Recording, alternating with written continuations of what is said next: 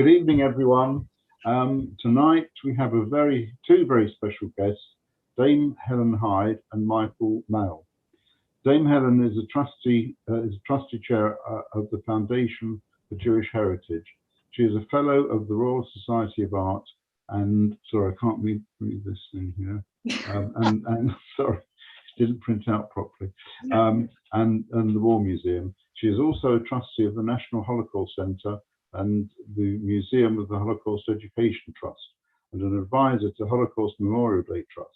Helen was made Dame Commander of the British Empire for services to national education and Holocaust education. Michael Mail is the founder and chief executive of the Foundation for Jewish Heritage. Michael is a member of the executive committee of ICOMOS, which actually stands for International Council on Monuments and Sites, UK, chairing its development committee, and sits on the board of Brussels-based Future for Religious Heritage, chairing its governance committee. He is a trustee of the Baroque Synagogue Preservation Trust in Glasgow and sits on the editorial committee of Jewish Renaissance magazine. They both thrive on questions, so please ask as many as you can, and we'll try and outbid them. You know either to raise hand in the participants area or in the chat box. If you just wave your hands, we may not see you, so please use one of the others. So over to Dame Helen and Michael. Right, I'm going to share my screen. Where's it gone? Hang on. It's disappeared. Wait a second.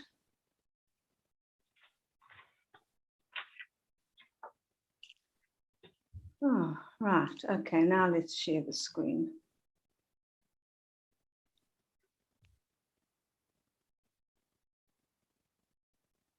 Right.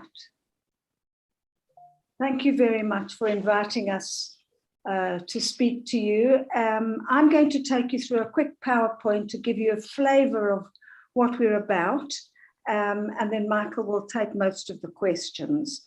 So I'm going to show you some really extraordinary photographs of buildings. Some of you will know them, some of you will have heard of them. So this is Szeged. This is a very famous synagogue, the Great Synagogue in Slonim in Belarus. So preserving the past and shaping the future is the driving idea behind our foundation, the Foundation for Jewish Heritage. In Romania. Right. We believe firmly that Jewish heritage is really important. The Jewish people have produced a vast and remarkable cultural heritage, a European heritage that stretches over many, many years, 2,400 years. The sites of the heritage are repositories of life, art, customs that with many unique and absolutely extraordinarily beautiful buildings that reflect millennia of cultural exchange. Here's Toledo. However, and this is really important, Jewish heritage is at risk today. These figures are astounding. In the 19th century, you can see 9 out of 10 Jewish people lived in Europe. Today, it's only 1 out of 10. The Jewish story is a story of Europe in the 21st century and is dominated by mass migration and the huge tragedy of the Holocaust. Jewish people no longer live where they had lived, in places that were the Jewish heartlands for many centuries, places like Vilnius or Warsaw. Jewish communities have largely disappeared. The impact of the Holocaust, we know, was devastating. Without a community of users now, a vast and ancient Jewish heritage has become highly vulnerable and is under attack either through neglect, natural forces, and also human actions. In Ukraine. So we're asking, why do we feel that Jewish heritage really matters? Winston Churchill said, if you don't know your past, you don't have a future. So by understanding the past, we can explain our today and shape our tomorrow.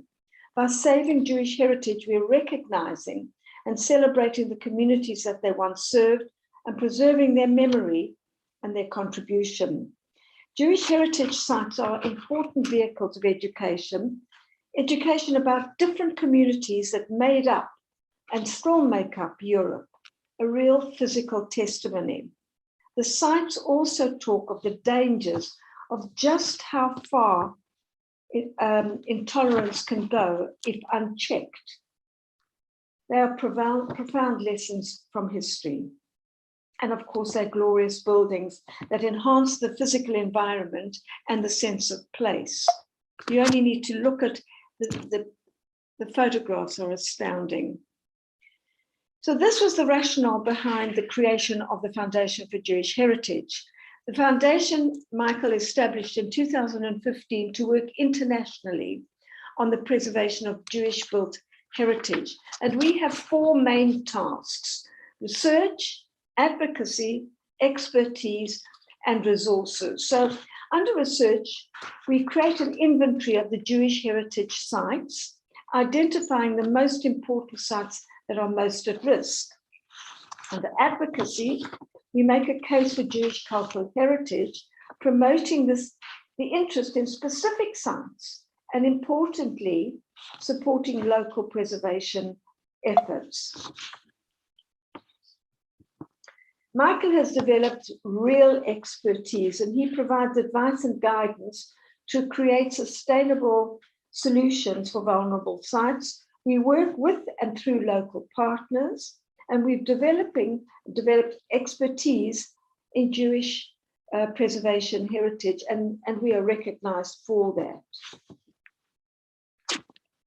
We help secure funding for Jewish heritage sites that are at risk,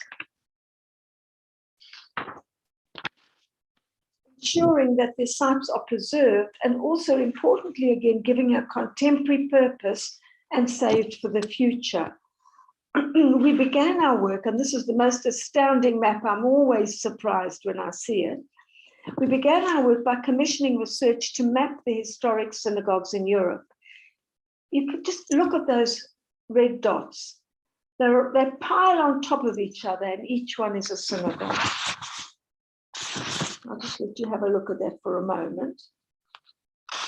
So the goals of the research were to bring a comprehensive and strategic approach to the preservation of Jewish heritage, to create this inventory of historic synagogues in Europe, and then to evaluate their significance and physical state for preservation. We also found out which are the most important synagogues and which are most at risk. So our scope was historic synagogues, and this we had to define them very clearly. They are defined as pre-World War II structures and the most important post-war synagogues. We covered 48 countries, which include, for example, Russia, Ukraine, Belarus, Turkey, Georgia, Azerbaijan. And our key findings were this. There are 3,318 historic synagogue buildings in Europe today. It's calculated that there were around 17,000 synagogues on the eve of the Second World War, which means only 19,000 have survived. You can see from the figures 718 are functioning as synagogues, that's 22%, and the enormous number of 757 synagogues, 23%, are at risk. So this is what the main search page will look like. You can search by location, architect, construction date, current use, type of community it served, construction material, the significance rating and condition, and any combination of those. This is another part of the research, the page. You can click onto any of those synagogues and up will come an individual page telling you more. So this is an individual page, and you can see it tells you the building date, etc. I can let you have a look at this. So this is Merthyr Tydfil in Wales.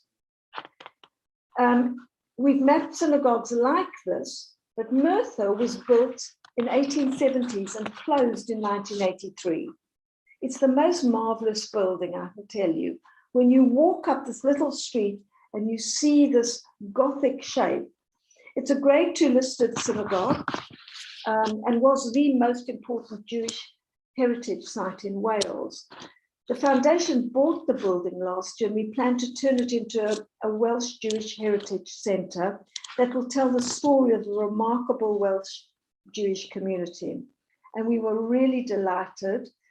I think it's 2 weeks ago now that His Royal Highness Prince Charles visited the synagogue with us and has shown real interest in its future development.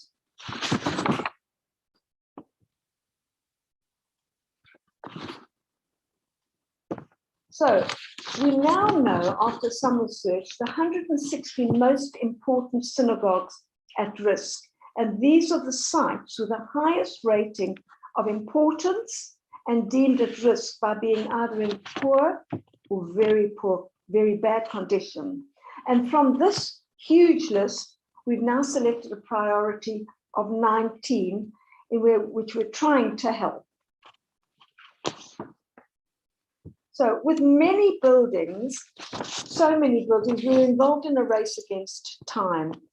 We believe firmly that if you destroy a people's culture, it's as if they never existed. And many of these buildings are the last witnesses to the thriving Jewish communities that were there. And if they disappear, there'll be no physical reminders of their existence. It will be as if they were never there. And we believe we owe it to future generations to save the story. By preserving these buildings, we educate about different communities that were all part of the story of Europe, creating an understanding and empathy, combating ignorance and prejudice, and building stronger communities. It's a Jewish heritage, but it's a national heritage and it's a European heritage. And while a lot has been done in places like Poland, Lithuania, the Czech Republic, Slovakia, many other places, but the sheer scale is enormous. And we must just focus on that last bullet point, that it is not just a Jewish heritage story. It's really a shared heritage. And it's shared by everybody who cares about national heritage. So I'm just showing you what some of the buildings look like. They're in an awful state. So thank you for listening to me. Please ask us as many questions as you can while I leave you with this beautiful photo to end with. Thank you very much.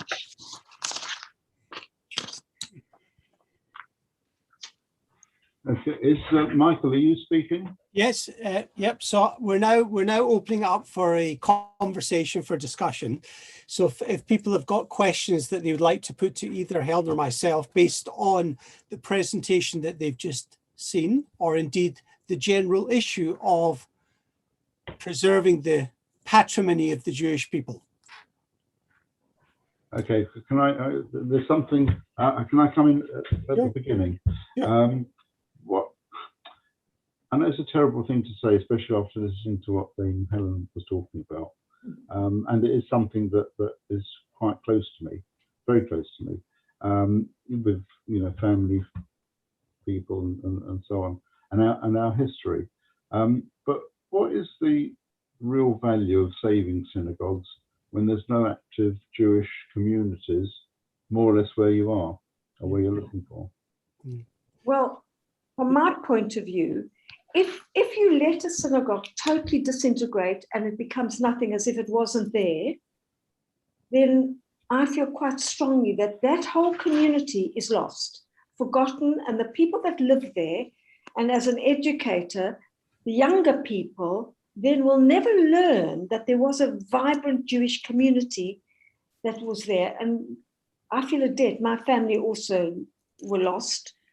And I think we have a duty to preserve these buildings, but not specifically only for Jewish use, because there's no community there, but a memorial, some sort of exhibition, and then to work with the local community so that they benefit from the building as well. I don't know if you want to add, Michael. Yes, well, I would say, just to building on what you're saying, Helen, I mean, often these buildings are the last evidence of the Jewish life that once existed for over many centuries.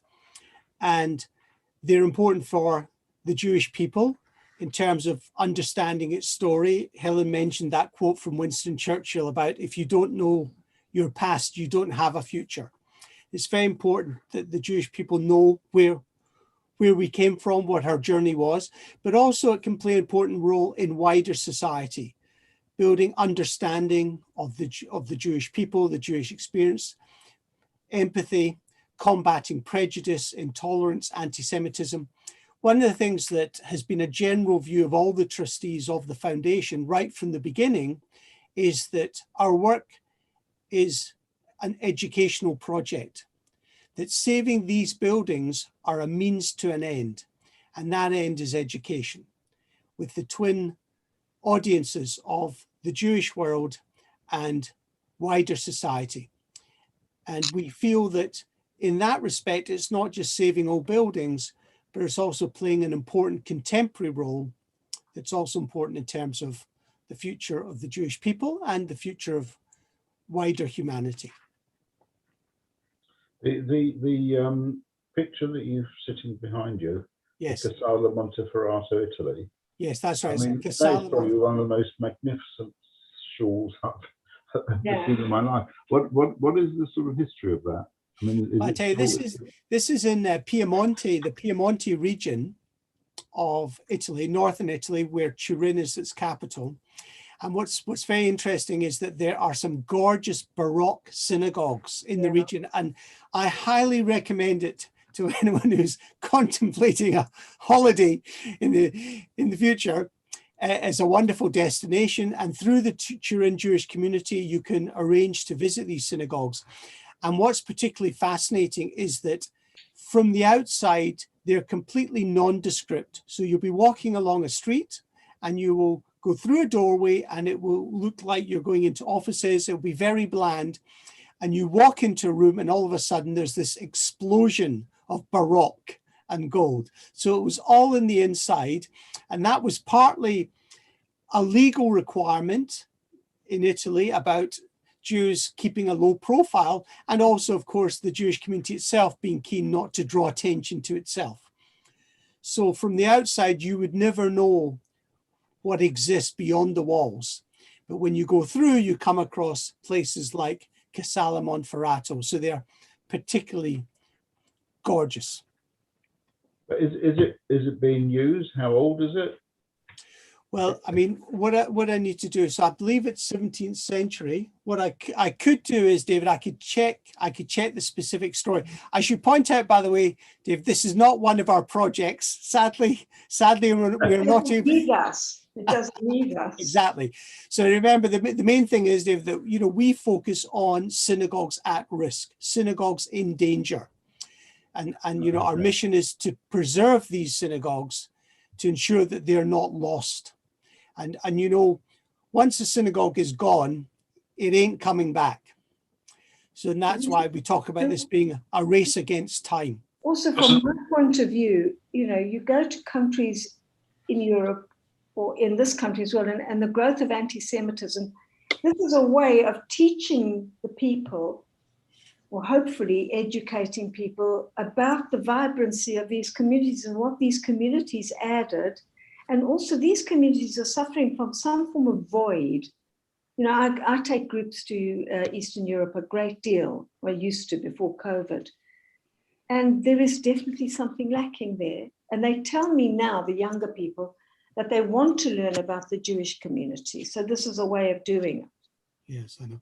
I mean, a lot of the building, you're coming across shuls around. Who owns the buildings, or who has taken that? And do you have to then acquire the property and take it through the legal process of ownership prior to obviously doing any work? Yes. What I would say, David, is that every building is its own story. So some are owned by the Jewish community, some are owned by private individuals, some are owned by public bodies. And you know, each building is an individual case. But I would say that generally what we try and do is work with local people. For example, we're working in Izmir in Turkey, where there are 9 wonderful Sephardi synagogues from the 16th, 17th, 18th, and 19th centuries. And we have a particular interest in the Etz Chaim synagogue there, which was highlighted through our research as being a very important building and an important building at risk. These synagogues are owned by the Jewish community. So there's not a question of us needing to acquire these buildings, but what we do offer is support, guidance, and advice. So we've been working with the Jewish community. There's also an Israeli foundation called the Kiryati Foundation that's been leading this Izmir project, as they call it, and we have offered assistance. We've suggested undertaking a feasibility study. You know, they had the vision of what they wanted to do, but they were not clear how to go about doing it. And one of the approaches that we recommend is that you undertake a feasibility study in order to address, you know, there's one thing trying to save the building, but you have to come up with a solution for the building that's sustainable, that it's viable, right? Is there a new use for the building that will mean that it will generate income and that it becomes self-sufficient? So these are the sorts of issues that we look at. And one of the ways of understanding the potential of a building is to undertake a feasibility study. You know, another term that's used is an options appraisal, where you look at the possibilities of that synagogue in that community, in that place. What function could it serve to meet the needs of today? Particularly, you know, if we're talking about synagogues where there are no longer Jewish communities and it can no longer function as a synagogue. So the question then becomes, well, how can we bring this building back into use so that it's bringing benefit to the local community in a way that's respectful of its story, but also in a way that gives it a sustainable future? So I presume it's just not the foundation in the UK, that it's a joint venture with other organisations and countries' local authorities in terms of the funding for these projects. Well, can I say, I mean, we actively look for partnerships.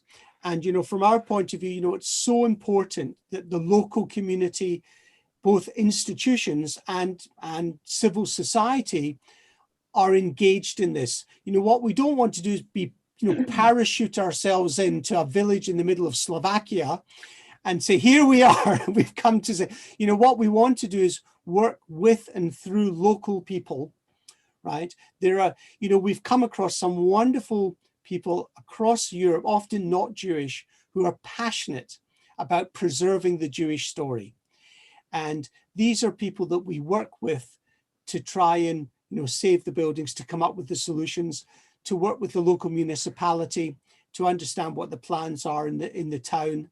And so, yes, partnerships is very much a strong ethos of the organization. So we got a question from Andrew and Barbara Sherling. I've unmuted you, or I can read it out. Oh, there you go. Hi. Oh, hang on, let me put the camera on. Can you hear us? Yeah, Hi. Yes, we can hear you. So I do have a couple of questions. I'm fascinated.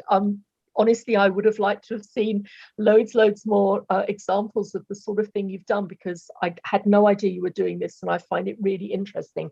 So, for example, the shul, the picture that's up on the screen at the moment, that is the bare shell of a building. It looks like the windows have gone, the roof's been stripped, it's down to the lathes, there's no floor anymore. So you undertake your feasibility study. At what point do you decide that you are going to try and bring back some of the features that would have been there when it was a shul?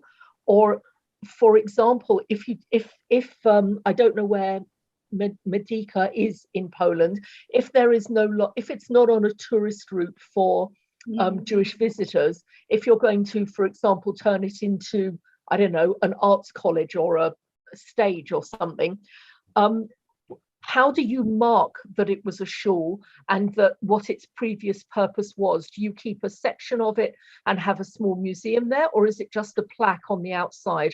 Well, I'll answer and then Michael can finish. If let's say this was one of our projects, the first thing one of the things we would do is work with the local community and just see what the need would be in the local community. So let's imagine they needed a community center.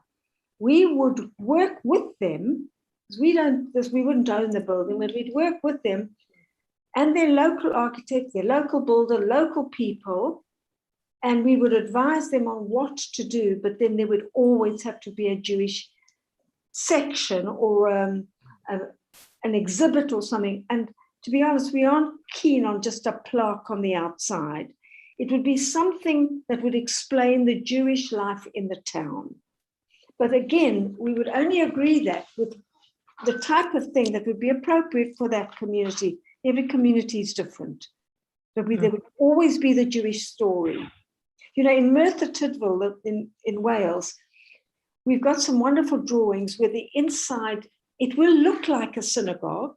It won't be a synagogue, but when children from Wales come and visit, they can learn about Judaism, but the local community can use it for what they need as well. So, for example, the one that you have on the screen, how would you know what it used to look like if so many of these synagogues are in areas where, because of the Shoah, the communities have been wiped out completely?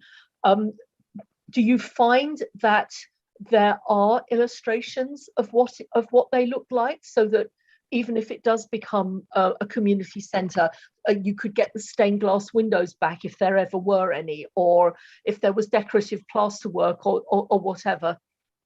Yes, I would say, I mean, this comes down to research. And remember, many of these buildings were functioning up until 1939.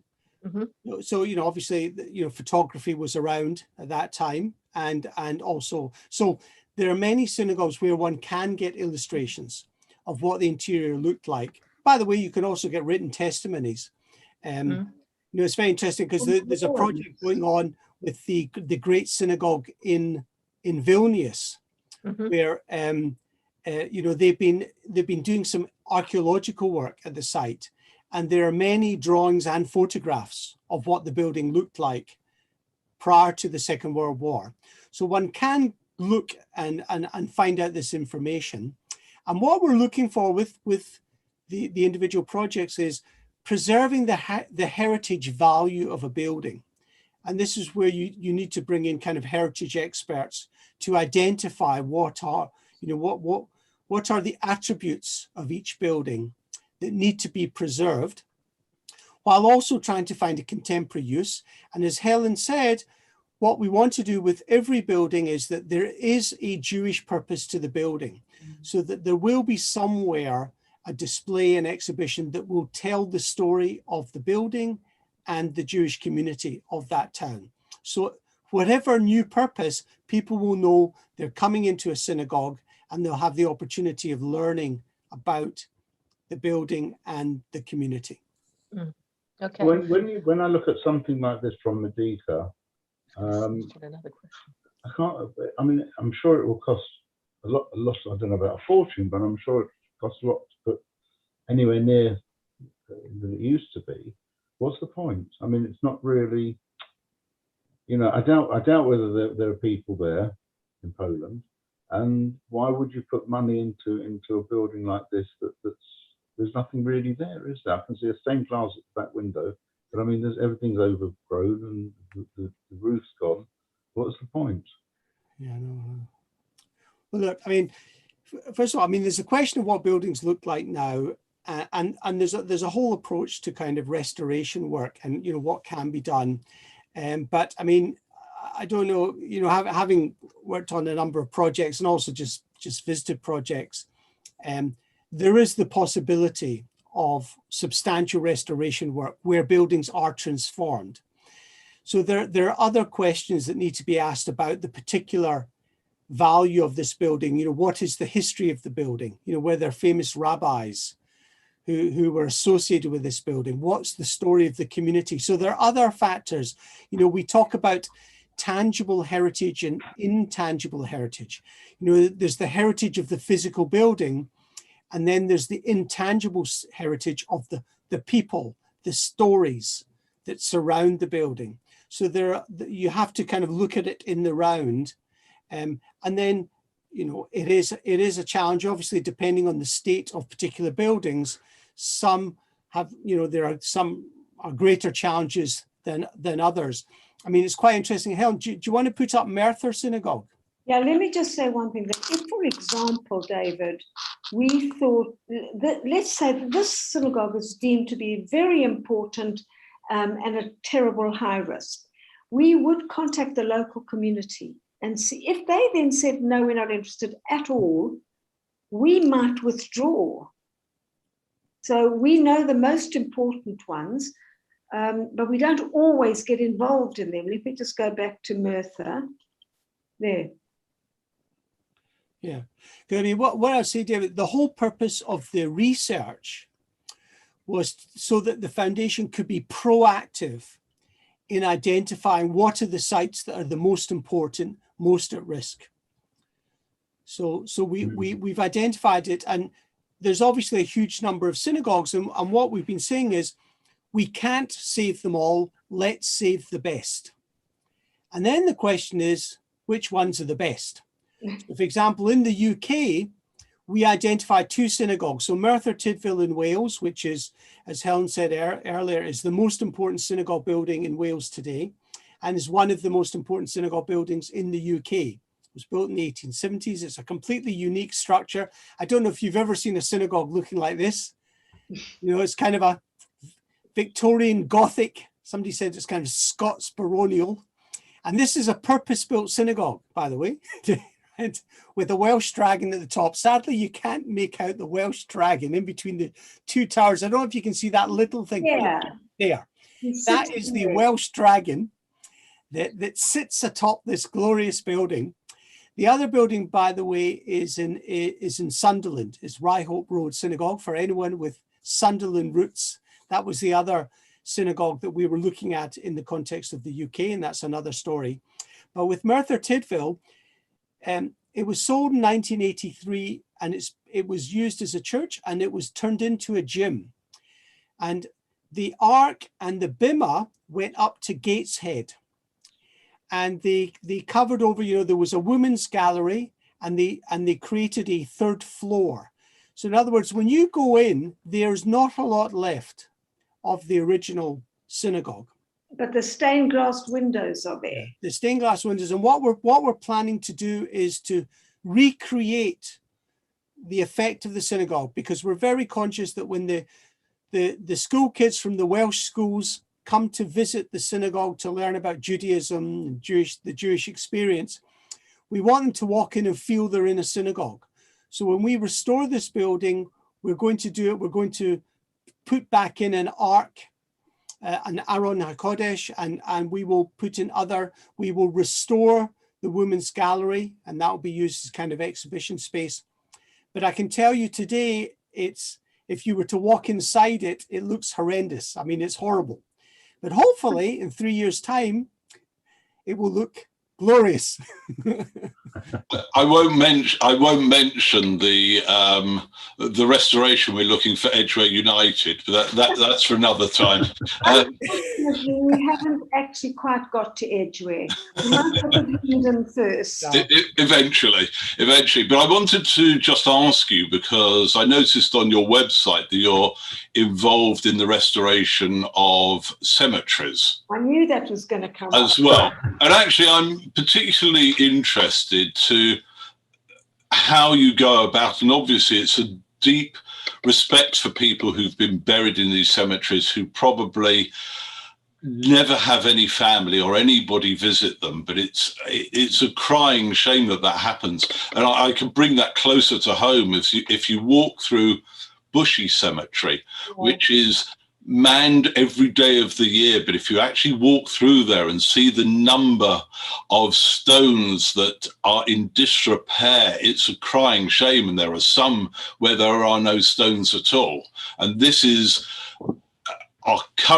current, and this is what we have at the moment. So I cannot bear to think what it will be like in countries and in places where there are cemeteries and there is nobody to look after the maintenance of these graves. And I just wonder what your position is on that and how you go about and carrying out due process in terms of that, and what your action is for that.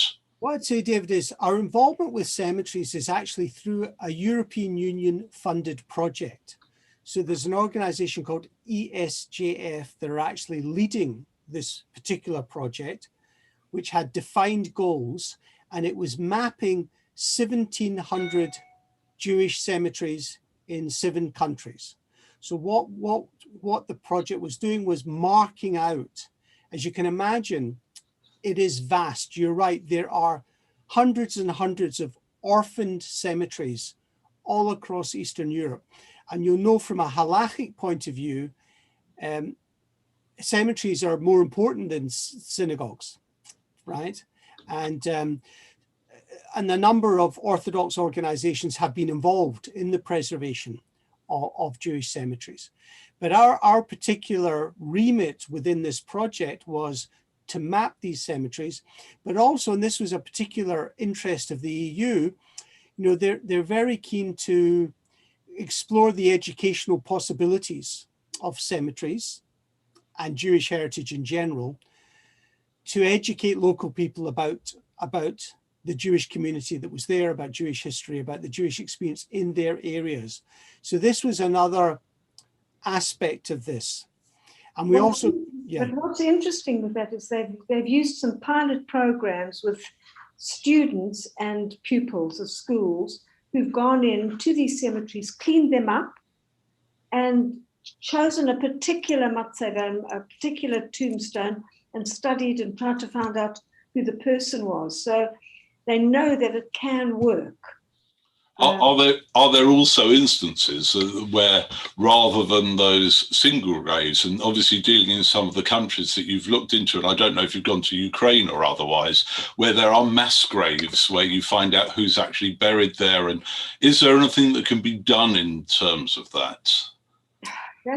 I'm not sure that they've actually looked at the mass grave situation, because that's vast. Slightly different to...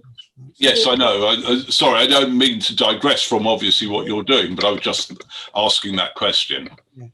Look, I mean, I say, David, I mean, funnily enough, this ESGF, their main office is in Kiev, and Ukraine is one of the countries. Yeah. Yeah, Baba Yar had tens of thousands. But there's Holocaust sites. I mean, I think I would differentiate between Jewish cemeteries and Holocaust sites. Yeah. Oh, okay. These are two different things. And I mean, in terms of cemeteries, one of the things that ESGF has been doing has been, as well as marking out, so you can imagine there are some places where it's not clear today in certain villages and towns in Ukraine or Belarus or Lithuania where exactly the cemetery was and what are the boundaries of the cemetery. So one of the things that we've been doing through this project is marking out the boundary of the cemetery and then putting in fences and a gate. So their approach has been to kind of try and do as many as possible without doing work within the cemetery site. So not to do close work of individual, recovery of stones within a particular cemetery, but to carry out that initial work of simply establishing the boundaries and putting a fence around it. That has been their approach, and they've done that with hundreds of cemeteries now. So it's a lovely project. We've actually just applied for a new round of funding from the EU, and obviously, if we secure that, it will enable us to continue this work and reach out to more cemeteries. So can I just ask you, what's your approach to buying synagogues? We bought Merthyr, but almost a one-off. Michael, would you like to answer that? Yes, what I'd say, David, is that generally speaking, as you know, I was saying before, that every synagogue is its own story, its own circumstance, ownership. There could be different types of ownership, but we're not seeking to buy buildings. We're seeking to work with the owners to ensure that the buildings are saved, preserved, and then brought back into use in a suitable, in an appropriate way. So most of the synagogues that we're working on, they're owned locally, and we're not seeking ownership. With Merthyr, it was slightly different because there was no one locally who was looking to take ownership of the building, and because it's a UK project, we felt that we could take this on. That this is the one project where, you know, one can jump in the car and get there in a few hours. And of course, we understand the culture very well. And there was a lot of backing locally for us taking ownership of the building. So we decided to buy Merthyr. You know, the great advantage is we're fully in control of the project and how it will move forward. But I would say the norm is to work collaboratively. So I'll give an example. An interesting example is a project in Spain in a town called Hijar, Hijar, which is in Aragon. There is a medieval synagogue that, following the expulsion of the Jewish community in 1492, was taken over by the Catholic Church and has been a church for the last 500 years. Now, it's only used one day a year currently on the Saints' Day for services. And what the mayor wants to do is the mayor wants to take ownership of the building. So it's currently owned by the church. The mayor wants to take ownership of the building and turn it into a Sephardi heritage center. What makes the building particularly special is they've discovered wall murals from the medieval period, Hebrew writing, and a menorah that's completely unique. Completely unique. It's not found anywhere else in Spain. And as I'm sure many people will know, there are not many medieval synagogues that survived. And this is one of the few examples. So we're very excited about this project, but it's again a project where we don't need to look into the issue of ownership.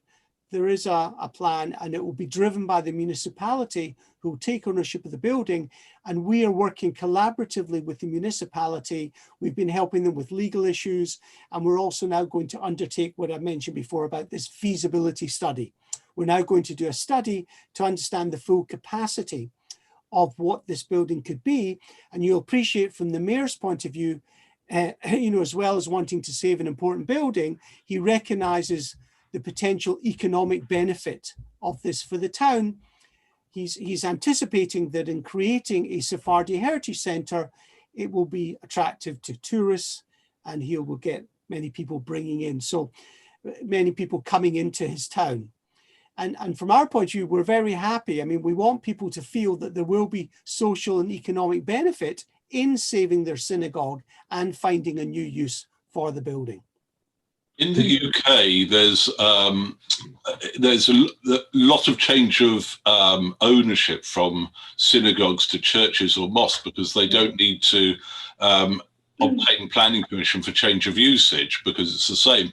Do you find similar things in Europe where synagogues have become other religious institutions and therefore it creates a difficulty, and or do you ever approach those types, or are you just looking at those which have become, dare I say it, rack and ruin in many cases? Well, this is, you know, as we said earlier, we are looking for buildings at risk.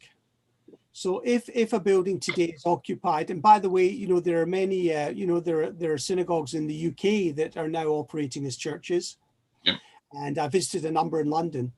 And, you know, from that point of view, if the building is, you know, generally when a building is being used, it's being maintained, right? So if the roof leaks, somebody fixes the roof. So those are buildings that, you know, we're not looking to, to get involved in. We're looking for buildings at risk, buildings in trouble, in poor or very bad condition. And that's when we come in to try and save the building. By the way, you talk about uses, and of course, being used for other by other faiths is kind of an obvious one for the reasons we know why. But as you can imagine, I mean, there are some very extraordinary uses. In Poznan, there was a synagogue that was turned post Second World War into a swimming pool. Yeah. And we've got examples of a synagogue being a fire station. Of course, you've got cafes, restaurants, shops. There's synagogues that are used as there's a synagogue in Krakow that's a bar, and you know, that's how they get kiddush. Yeah, that's right. Go there for your kiddush. Was the mayor that you mentioned before, Michael? Yes. Is it a Jewish town? And was he Jewish? No, he's not. He's not. In fact, no one in the town is Jewish. Although, as Lucia tells me, you know, Lucia is one of the local volunteers there. You know, one of the reasons why we get involved in the project is that, you know, we want to make sure there are local people that are passionate about this, local people that we can collaborate with, work with. And Lucia was saying to me that although there is no Jewish community there, she believes that many of the residents today are descendants of Jews who converted to Christianity and stayed. And she said for centuries after, people of the town of Hichar were called by other people in the region the rabbis. This was their nickname. People from Hichar were called the rabbis. And you know, if the building's restored in any way, it will stimulate people, we hope, to actually research their own personal history, you know, as Marranos or whatever, and understand a bit more about their own backgrounds and their own cultural heritage. That's right. I believe you've looked at synagogues in Iraq and Syria, is that correct? Yes. And have you looked in any of the, dare I call them this, in any of the other Arab lands, or is there great difficulty in that? And ditto for cemeteries, as thousands of Jews, tens of, if not hundreds of thousands of Jews have lived in these countries and probably buried there as well. I'll tell you, I got a very interesting email today, David, from a woman in Karachi in Pakistan who sent me photographs of the Jewish cemetery in Karachi, which is in a very poor state. And she was saying, can you help? And by the way, we often make connections. So I happen to know a rabbi in Istanbul who created an organization of rabbis working in Muslim countries. So he's building a network of such rabbis. And this is the sort of thing that when I'd spoken to him before that he would be interested in helping. So I've put the lady from Karachi in touch with this rabbi in Istanbul to see if he can play a role in trying to find a solution for this cemetery. Yeah. Because stranger, I was going to ask you a slightly wider question, because obviously the Arab Centre was the Arab Centre of Jewry up until some time ago. But what about countries like China and Korea and the Far East? Yeah. Look, I mean, that's big.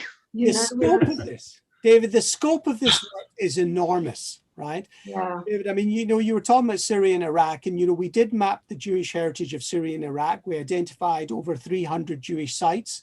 Of course, the Iraqi Jewish community, it's a remarkable story, Babylonian Jewry going back 2,600 years. At the turn of the 20th century, a third of Baghdad was Jewish. Today, there are about 6 Jews left in Baghdad, keeping very quiet. There is still, by the way, a synagogue. It's called the Meir Tweg Synagogue, and it still exists in Baghdad, and it's still kind of functions. But, we were told that in terms of the current climate, it'd be quite difficult to think about doing active restoration work. And actually, from our point of view, we're a small board. Michael's pretty unique in this area. We're going to concentrate at the moment on Merthyr, but also on Turkey, Spain. I mean, those are up and running on their own. Then we'll move into the rest of the 19 hopefully we can move out of Europe as well one day. But just as a point of interest, in the north of Iran, where the Kurdish Jews are, their language is Aramaic. I know. Yes, I heard that. Wow, wonderful to go and visit. Which, thinking that people still speak Aramaic these days is amazing. Well, I tell you, David, I've actually, there was a Kurdish organization based in London that got in touch with us. And we've had a little chat with them about whether there'd be the possibility of doing some work in the Kurdish region, because the Kurdish region is the most viable. So we are in a kind of conversation with them. And we have been looking elsewhere. We've got up, we put together, with our colleagues at the Hebrew University of Jerusalem, who we commissioned to do the original mapping. We put together a plan to map the Jewish heritage of India. There's wonderful Jewish heritage in India, also very ancient. And that's kind of on the shelf, just awaiting a funder. There's a question. Do you want to bring Florette in? Yeah, I've unmuted Florette. So Florette, go ahead. Hi, good evening. Thank you very much. Very interesting, very fascinating subject. I'm very interested if you had anything to do with the synagogue in Alexandria that was recently renovated. Did you have anything to do with that? And the other question is, have you done anything with cemeteries in Egypt? Because that I would be very, very interested to hear about, please.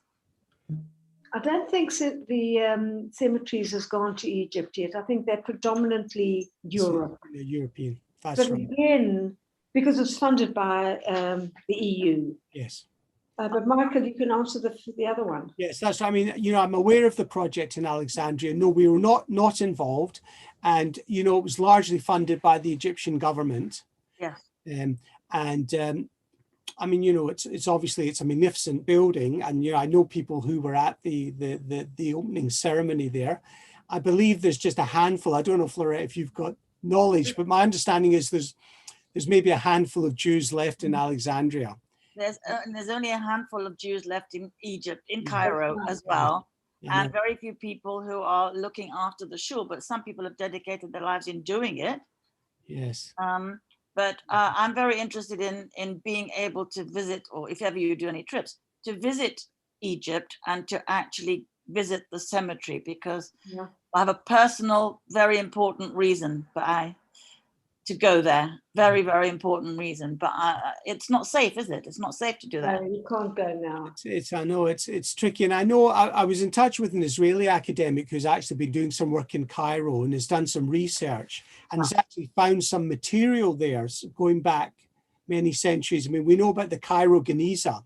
Yeah, sure. It was found, 100 years ago. That was my shul when I was a little child. All right, okay. Now, what was it? Was it Ibn Ezra? Yes, it was absolutely beautiful. Similar to one or two of the shuls that you're showing. Yes. And I remember it very, very clearly, sitting along the side. The ladies sat on the side, and the main synagogue was the men in the middle, and it was fabulous. Sounds marvelous. There is an organization that's been working on preserving I'm trying to think of the name of it, that's been working on preserving Egyptian Jewish heritage. Who's doing that? Well, you know what I can do for it? If you send me, if through maybe the office, if you send me your email, then I'll put you in touch. I'll put it in the chat. I'll put it in the chat straight away.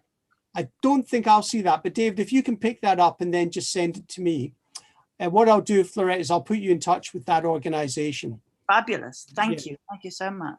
If you send it to me, Florette, and then I'll make sure it gets to Michael. No, she's gone. Yeah. All right, I'll pass it on as well. No problem. Okay. Right.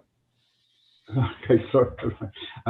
Tell me, why do you think this whole thing hasn't really been a priority through the Jewish world? Because I think most Jewish people probably won't know anything about it. I know. Or they might just vaguely, there's something going on somewhere.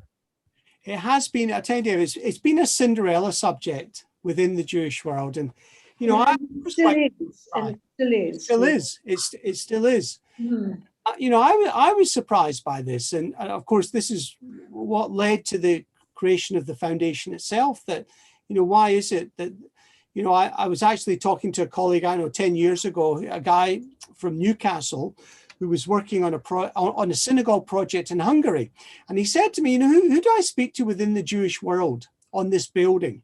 And I thought, that's a good question. Let me go and find out. And I assumed that in New York or in Tel Aviv, Jerusalem, there would be this body working on Jewish heritage preservation, and of course discovered that no body existed. And that was what ultimately led to the creation of the Foundation for Jewish Heritage. I think there's a few reasons. I would say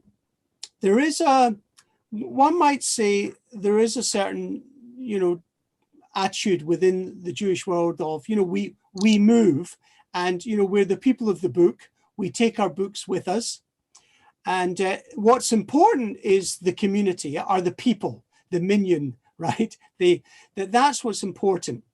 And we don't get too hung up, you know, in Christianity, churches are sacred spaces, are consecrated spaces, and we don't really have that notion. And, you know, and we can just pray in a house, you know, as long as you've got your siddur, and you know, so there's that kind of attitude that's not really what we do, the Jews. We don't really get into buildings.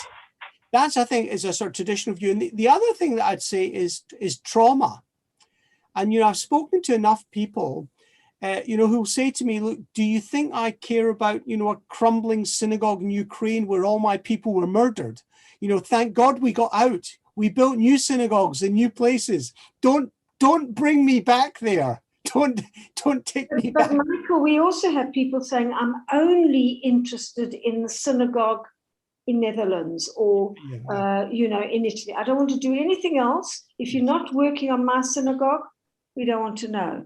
We've got a broad spectrum of people. We've got people who are passionate about certain areas, certain countries. It's very mixed. As you know, you have 3 Jews in a room and you've got 4 opinions. It's exactly the same with this. Yeah. But where I've got a little bit of indigestion is that you've got a lot of very prestigious trustees and followers, friends, and so on. And I was quite amazed at the list when I had a look at it. But don't you think that people think, especially with what's happening now, a lot of people have got problems and so on and so on and so on. We've always got problems, Jews, but you know. But don't you think a lot of people would give to charities, Jewish charities, let's say, you know, at this moment in time, last year, this year, next year, because it's going to be a long time before the world sort of gets itself together. And don't you think they will give to charity rather than what you're trying to do? I mean, I think what you're doing is fantastic. And I'd talk to you about getting involved. I would love to answer that, but I'll let you, because this is your show, but I would love to answer that. Yeah, go on. I'll say one thing, that if, for example, we decide we're working at a particular shul in Poland, and there is a lot of anti-Semitism, a lot of the Jews we come across, even today with, you know, the lack of charity money due to COVID or whatever, there is still a deep interest in the synagogues that people's family went to. There's a very deep suffering with this. We need it to be more overt, really. I'd like to hear what David says. He's going to answer the question. Well, let's see. Let me give you my answer first. David, please. Who's speaking? Whose event is this? Come on. Are you still in the limelight? No, I'll tell you what, David, one of the things, you know, I've been working in the charity sector for 40 years now, right? And you know what? It's never the right time. It's never the right time. Good answer.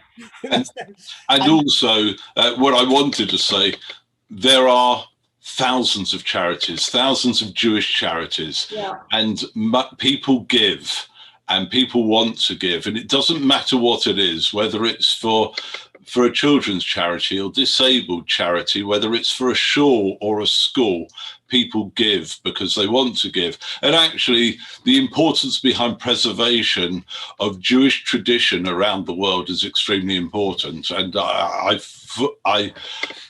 take my hat off to you. Well, I take my couple off to you. Don't take it off. The thing is, and the thing is, but I do. I think you're doing a fantastic job. I've read your website. It's extremely interesting, and I do believe that what you're doing is more than necessary.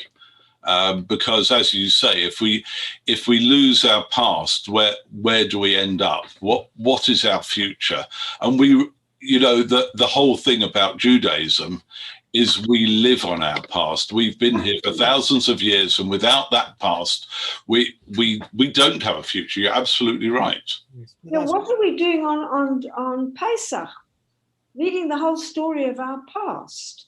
This is just a more recent past. So, I agree with you. That's right. And there is this element that, we can say, we'll do it next year, we'll do it in 10 years or 20 years. But the reality is, for many of the buildings, we don't have that luxury. Many of them are in very poor states. They are and one of the things, even with the synagogue in Wales, we met with the Heritage Lottery Fund, and we're just discussing the project. And the head of the Heritage Lottery in Wales was saying, this is the type of building, it's been empty since 2004. So it's been empty for 16 years. And he said, this is the sort of building where someone will break in, there'll be a fire, and that building will not be there. If you don't do something, in a few years' time, that building will not be there, right? And so there comes a point where you have to say, you know what, we can't postpone this. We have to act. Mm-hmm. I think it's more important, particularly in the UK today, with the rise of anti-Semitism. If, for example, Merthyr disappeared totally, the children in particular, will grow up thinking they won't even know what a Jew is. So where Merthyr is, which I believe is somewhere between Cardiff and Swansea, or thereabouts. Yeah. But is there still a large Jewish population in Swansea? Because there certainly was 50 years ago. It's very, very little now. Yeah, there's just a handful of Jews in Swansea. Oh. And, Cardiff. We've got quite a lot in our shul. Yeah, they've all come to Edgware. Yeah. But with Merthyr, we've spoken to the local people, we've spoken to the councillors, because they are regenerating Merthyr, which, as you know, was really, really poverty stricken. They're regenerating the industrial revolution history of the town. They're regenerating the whole town. And they believe within 3 or 4 years, they'll have the tourist trade coming, because it's very easy to get to. And it's right next to Brecon Beacons, which is a holiday destination. So there's a feeling within Merthyr that there's changes coming, and it's good for us that it's not in Cardiff. In terms of the National Lottery, they want projects that are in areas that are economically challenged. So it actually, from that point of view, it's good for our submission. So we've had a message from Barbara Sherling that said that at the rally outside the Israeli embassy a couple of weeks ago, they were standing next to a man from Merthyr who travelled up by train with the biggest Welsh flag. There was a Welsh TV crew there too. So there we go. Oh, that's great. I must say, we've met some lovely local people in Merthyr who are so passionate about what we're doing there. The fascinating thing is they've got a little Holocaust memorial garden in the middle of, the back of Wales. So they really are passionate about this, and they want to regenerate the Jewish history, the Jewish story. Are there any other questions? No others in the chat. It's well gone 9 o'clock. I've just got one question. It's a personal question, and nothing to do with what we're talking about. I'm just curious, and this is aimed at you, Dame Helen. How did you get your Dame Commander of the British Empire? being South African. And how can he get one? Yeah, I'd like to get one as well. South African bit's got nothing to do with it. I know I've got this English accent. No, anyway. I came to the UK in 1970, so I've actually spent more time here than in South Africa. And the citation is for Holocaust education. and national education. So I worked with both parties, both sides of Labour and Tory, to develop national educational programs, but also I'm a national Holocaust educator. And I've taken, I don't know, many adult groups and student groups to Holocaust-touched countries. And you're welcome to come with me the next time I go, if I ever go again. I'll remember that. David, over to you. Well, as David has mentioned, it's after 9 o'clock. We asked you to be here for an hour. In terms of Jewish time, 68 minutes is pretty close. Just to thank you, Helen and Michael, for being here this evening. And I think I've said it was most interesting, and I think you're doing a fantastic job. And it's and kol hakavod, and long may you continue doing that and bringing people on board with you. And to thank everybody else who has joined us this evening. Just before we go, I'd just like to say that this time next week, well, actually, when I say this time, I mean 8 o'clock next week, we have Marie van der Zyl with us, who has just been re-elected president of the Board of Deputies, and she will be with us next week. I believe that we are... David, you might ask Marie how my trips are, because she's been on them. Ask her how it is. I will do that. Well, join us next week. You know how to get on now. I'll do my best. So again, thank you so much for being with us this evening and bringing this interesting talk. And please God, one day we'll meet and in person. And can I just say, for anyone who wants to look us up, so our website was on the invitation that went out, but it's www.foundationforjewishheritage.com. I don't know if just to remind everyone of that. Okay. Is there a means of that? Do we have your personal email address, or does David? I have. And you've got mine as well if you need that. Yeah, I'd like to contact you after this, if that's okay. Oh, absolutely. Absolutely. And if anyone who's listening, if they want to raise any matters or get in touch for whatever reason, feel free. I mean, as I say, they can, the email's on the website, and you can get in touch with David, who will also pass on our details if necessary. Okay, lovely. Thank you very, very much. Thanks for coming. And